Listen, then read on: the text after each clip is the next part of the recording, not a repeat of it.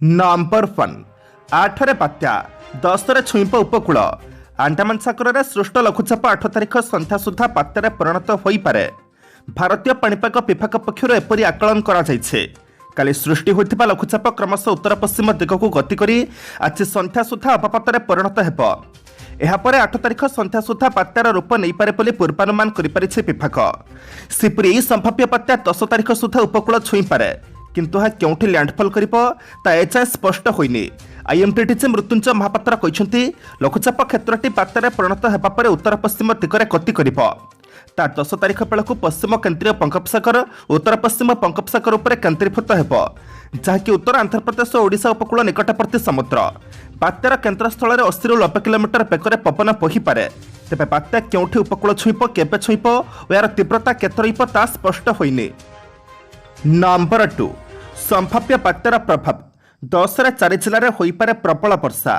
दक्षिण अंडमान सागर और पार्श्ववर्ती दक्षिण पूर्व बंगोपसागर अंचल में सृष्टि होता लघुचाप 7 तारिख में अवपात और 8 तारिख संध्या सुधा बात्यार रूप नेबार संभावना रही। एहापर बात्या उत्तर पश्चिम दिगरे गति करिब। 10 तारिख सुधा पश्चिम केन्द्र और पार्श्ववर्ती उत्तर पश्चिम बंगोपसागर उत्तर आंध्रप्रदेश और ओडिशा उपकूल में केन्द्रीभूत हेब बोली भुवनेश्वर स्थित आंचलिक पाणीपाग विज्ञान केन्द्र पक्षर जारी कराଯାଇଥିବା बुलेटिन रे कुहाଯାଇଛି। संभाव्य बात्यार प्रभाव में 10 तारिख में उपकूल ओडिशार अनेक स्थान में स्वल्परू मध्यम धरणर वर्षा होबार संभावना रही। यह सहित 4टी जिला गंजाम, खोर्धा, पुरी और जगतसिंहपुर गोटे बा 2टी स्थान में प्रबल वर्षा होबार संभावना रही बोली आंचलिक पाणीपाग विज्ञान केन्द्र पक्षर कुहाଯାଇଛି। संभाव्य बात्या प्रभाव में 9 तारिख में केन्द्रीय बंगोपसागर समुद्र अशांत रहिबो। सेपरि 10 तारिख में पश्चिम केन्द्रीय पार्श्ववर्ती उत्तर पश्चिम और पूर्व केन्द्रीय बंगोपसागर अंचल में समुद्र अशांत रहिबो। 9 और 10 तारिख में केन्द्रीय बंगोपसागर और 10 तारिख में उत्तर पश्चिम बंगोपसागर अंचल को मत्स्यजीवी मानक प्रवेश पर संपूर्ण भाव बारण कराଯାଇଛି। नंबर 3 संभाव्य बात्यार मुकाबला करने को शक्ति विभाग प्रस्तुत।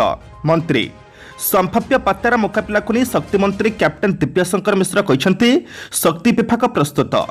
बात्या पूर्व, बात्या समय, बात्या परवर्ती मुकाबला नहीं वार रूम प्रस्तुत कराଯାଇଛି। पूर्व मध्य कम समय शक्ति संचय करिपारे विभाग सफल होइछे। एबे भी प्रस्तुत सब प्रकार पदक्षेप निया जाइछे। ठीक सेहीपरि शक्ति विभाग सचिव निकुंज धळ कहते संभाव्य बात्या को नहीं विभाग संपूर्ण प्रस्तुत। ओपीटीसीएल और अन्य डिस्ट्रीब्यूशन संस्था प्रस्तुत अछन्ते। मॉनिटर मेकानिजम आरंभ होइछे। पर्याप्त परिमाणर मटेरियल अच्छे। कर्मचारी को पठाइबा पई व्यवस्था कराଯାଇଛି। गत बात्या समय 99.5% उपभोक्ता को 5 दिन मध्य संचय दिया जाइथिला। चलित थर जदि सेपरी स्थिति आसे अधिक शीघ्र करने को व्यवस्था होइछे। सेनै विभाग प्रस्तुति होइछे। हॉस्पिटल को विद्युत संचक, पानीय जल यूनिट को किपरि शक्ति संचक न घटिब सेनै व्यवस्था होइछे। नंबर 4 प्रोफेसर गीतांजलि दास ब्रह्मपुर विश्वविद्यालय कुलपति नियुक्त। प्रोफेसर गीतांजलि दास ब्रह्मपुर विश्वविद्यालय कुलपति नियुक्त होइछन्ते। ओडिशा यूनिवर्सिटी एक्ट 1999 धारा दिया क्षमतार व्यवहार में राज्यपाल प्रोफेसर गणेशलाल प्रोफेसर गीतांजलि दास को ब्रह्मपुर विश्वविद्यालय कुलपति भाव नियुक्ति देइछन्ते। 4 वर्षर अवधि पर से कार्यभार ग्रहण करने दिन ठारू किंबा एहा पूर्वरु जहाँ आदेश थिबो से पर्यंत नियुक्ति कार्यकारी हेब। फकीरमोहन विश्वविद्यालय राजनीति विज्ञान अवसरप्राप्त प्रोफेसर गीतांजलि दास 36 वर्षरू अधिक समय शिक्षादान अभिज्ञता रही। एसत से 12 वर्ष धरी प्रोफेसर भाव में कार्य करते। से 5टी पुस्तक रचना करते। छड़ा से सफलतार सहित 4 जन पीएचडी और 35 जन एमफिल स्कॉलर को मार्गदर्शन करते। नंबर 5 मिछ तेल बिल 2 जन को निलंबन कला ओटीडीसी।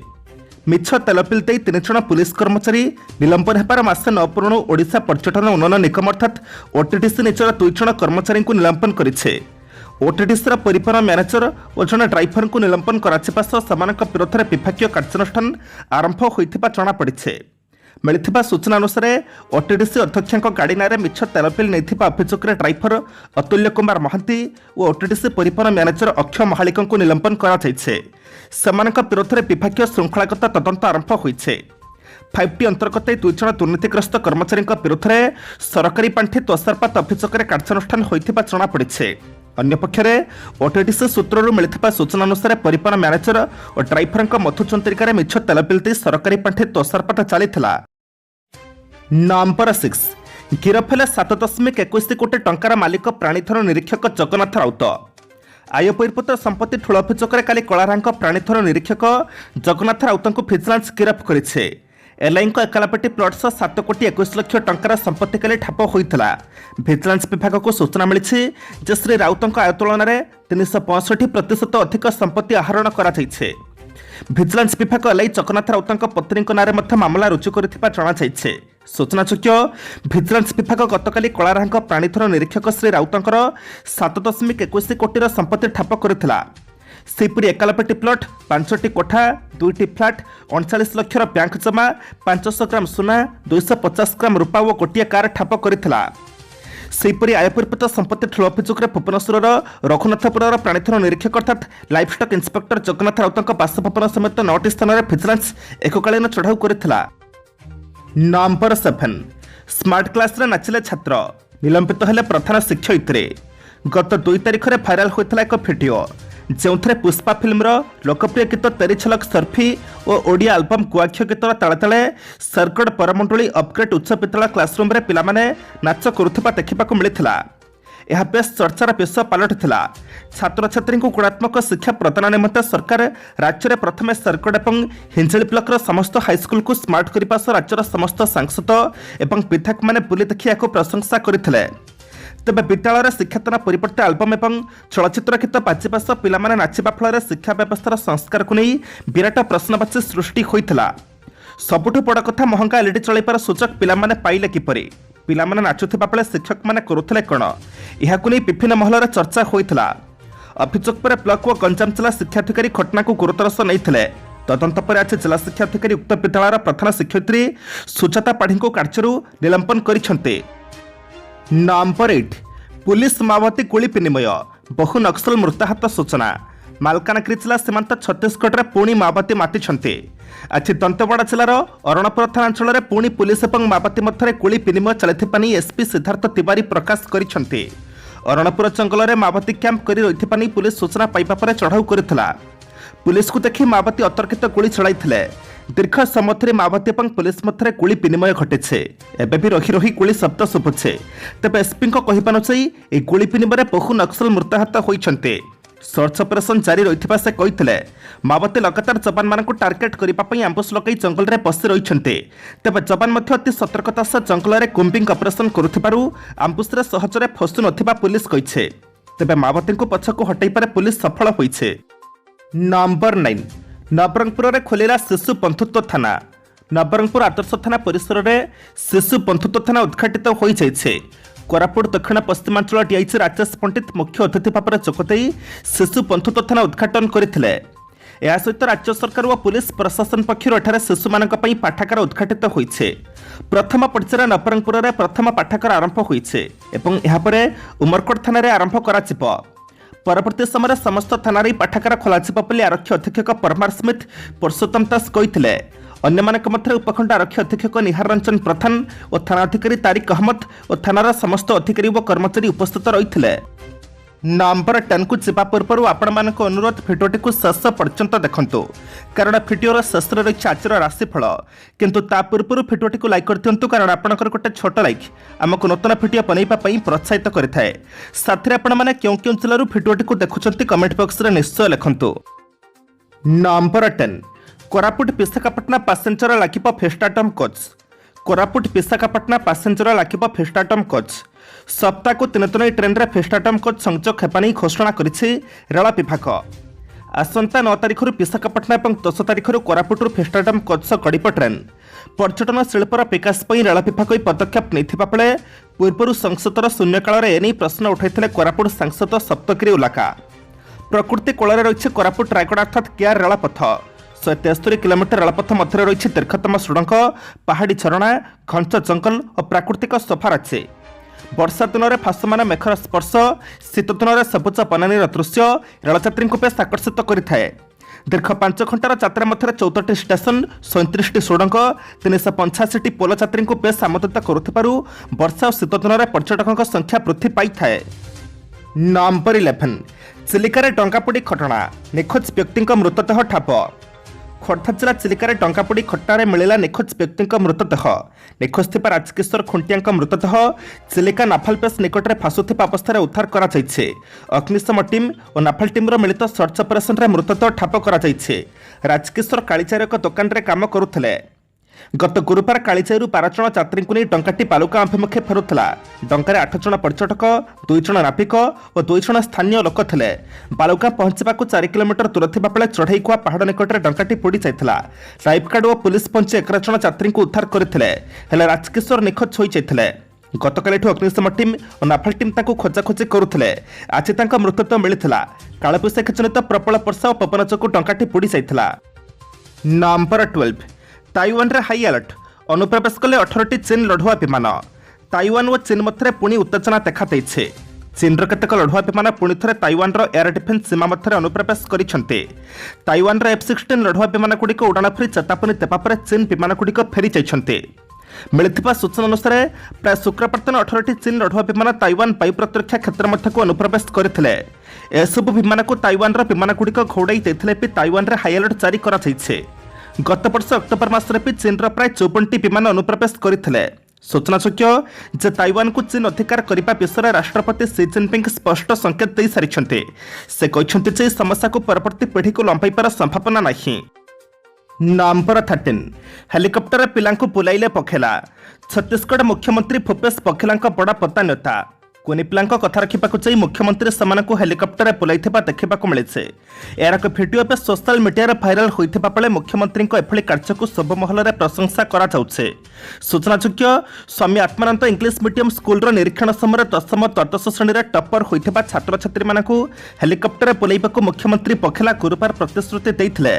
ଶୁକ୍ରବାର 2ୟ ଶ୍ରେଣୀରେ ପଢ଼ୁଥିବା ଜଣେ କୁନି ଛାତ୍ରୀ ସ୍ମୃତି ଏ ବିଷୟରେ ଶୁଣିବା ପରେ ସେ ମଧ୍ୟ ହେଲିକପ୍ଟରରେ ବସିବାକୁ ଜିଦ୍ ଧରିଥିଲେ।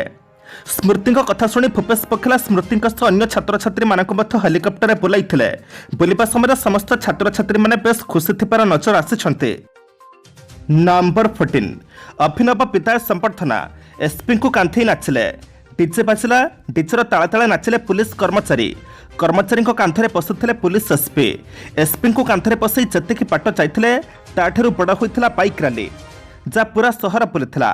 କାଲି କଳାହାଣ୍ଡି ଏସ୍ପି ଡକ୍ଟର ଶ୍ରବଣ ବିବେକ ଏମ୍ଙ୍କୁ ଏଭଳି ଅଭିନବ ବିଦାୟକାଳୀନ ସମ୍ବର୍ଦ୍ଧନା ଦିଆଯାଇଛି, ଯାହା ସାଧାରଣରେ ଚର୍ଚ୍ଚାର ବିଷୟ ହୋଇଛି।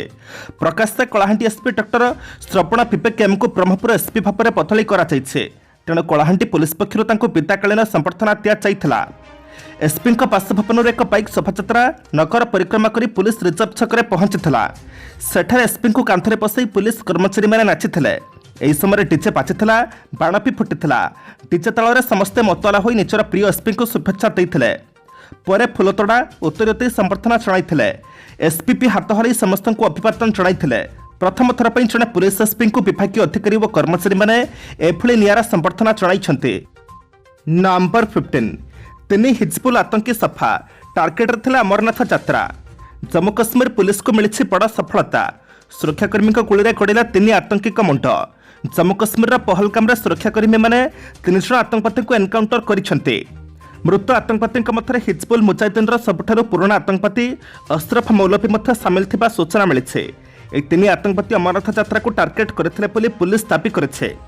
କାଶ୍ମୀର ପୁଲିସର ମହାନିର୍ଦ୍ଦେଶକଙ୍କ କହିବା ମୁତାବକ ପହଲଗାମଠାରେ ଅଶରଫଙ୍କ ସମେତ ମୋଟ 3 ଜଣ ଆତଙ୍କବାଦୀଙ୍କ ମୃତ୍ୟୁ ହୋଇଛି। ବଟକୁଟ ଜଙ୍ଗଲରେ ଅଶରଫ ଲୁଚିଥିବାର ଖବର ପାଇବା ପରେ ପୁଲିସ ଓ ସେନାର 19RR ସଂଯୁକ୍ତ ଟିମ୍ ବଟକୁଟ ଜଙ୍ଗଲକୁ ଘେରିଯାଇ ସର୍ଚ୍ଚ ଅପରେସନ ଆରମ୍ଭ କରିଥିଲେ। ଏହା ଜାଣିବା ପରେ ଅଶରଫ ଓ ତାର ସହଯୋଗୀମାନେ ପୁଲିସ ଉପରକୁ ଗୁଳି ଚଳାଇଥିଲେ।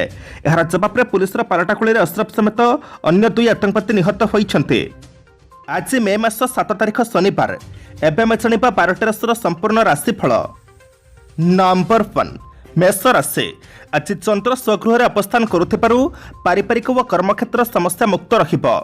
ଯାତ୍ରା, ବ୍ୟବସାୟ, ବାଣିଜ୍ୟ, ପରିବହନ, ସଂଗଠନ, ରାଜନୀତି ପାଇଁ ବହୁତ ଭଲ। ଖର୍ଚ୍ଚ ରୋକିବା ପାଇଁ ଚେଷ୍ଟିତ ହେବେ, କିନ୍ତୁ ପାରିବେ ନାହିଁ। କ୍ରୀଡ଼ା, କଳା, ସାହିତ୍ୟ, ସଙ୍ଗୀତ, ଚଳଚ୍ଚିତ୍ର ପ୍ରଭୃତି କ୍ଷେତ୍ରରେ ଅଗ୍ରଗତି ବେଶ୍ ଦ୍ରୁତ ହେବ। ନମ୍ବର 2 ବୃଷ ରାଶି। ଭାଗ୍ୟସ୍ଥାନ ପ୍ରତି ଚନ୍ଦ୍ରଙ୍କ ଦୃଷ୍ଟି ଯୋଗୁଁ ଯେଉଁଥିରେ ହାତ ଦେବେ ସବୁକିଛି ସହଜ ଓ ସୁବିଧାରେ ସମ୍ପନ୍ନ ହେବ। ସାମୂହିକ କାମରେ ବନ୍ଧୁଙ୍କ ପ୍ରଶଂସା ଆପଣଙ୍କୁ ଭାବ ବିଭୋର କରାଇବ। ରାହୁ ଓ ବୁଧ ବ୍ୟଭାବସ୍ଥା କାରଣରୁ ପିଲାଙ୍କ ସ୍ୱାସ୍ଥ୍ୟ ସକାଶେ ଚିନ୍ତିତ ରହିବେ। ଅବୁଝା ବ୍ୟକ୍ତିଙ୍କୁ ମିଥ୍ୟା ପ୍ରତିଶ୍ରୁତି ଦେଇ କାମ ହାସଲ କରିବାକୁ ପଡ଼ିପାରେ। ନମ୍ବର 3 ମିଥୁନ ରାଶି। अर्थनैतिक अभिवृद्धि सह वैषयिक सुख समृद्धि जीवनयात्रा को साबलील कराइब। टिकिए हस मिश्रित मधुर कथा सकाशे लक्ष्यहीन भ्रमण मध्य करिपारन्ते। देवकुरଙ୍କ कृपारू सभा समिति बुद्धिजीवी द्वारा सम्मानित हेबे। दीर्घदिन शत्रुता विपतर कारण होइपारे। नंबर 4 कर्कट राशि। स्वराशिस्थ चंद्रଙ୍କ जोगु मानसिक शांति परिस्थिति अनुसार अनुभूत हेब। कर्मक्षेत्र में स्वेच्छा निज मुंड उपर को दायित्व नहीं पश्चाताप करने को पड़ पारे। दूरयात्रा फेरिबा पाटरू मूल्यवान द्रव्य आनीपारती। अश्लेषा नक्षत्र दैहिक दुर्बलता जो मनोबल कमिजार सूचना रही। नंबर 5 सिंह राशि।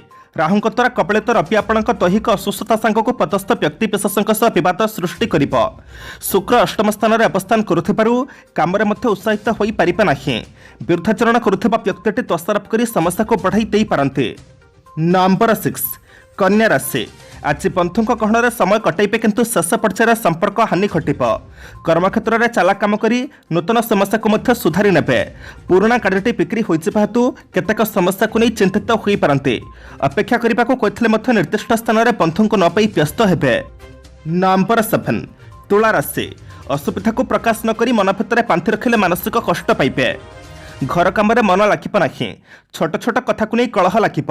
अवश्य राजनैतिक स्थिति और अनुष्ठानिक काम प्रगति हेतु खुशी रखिबे।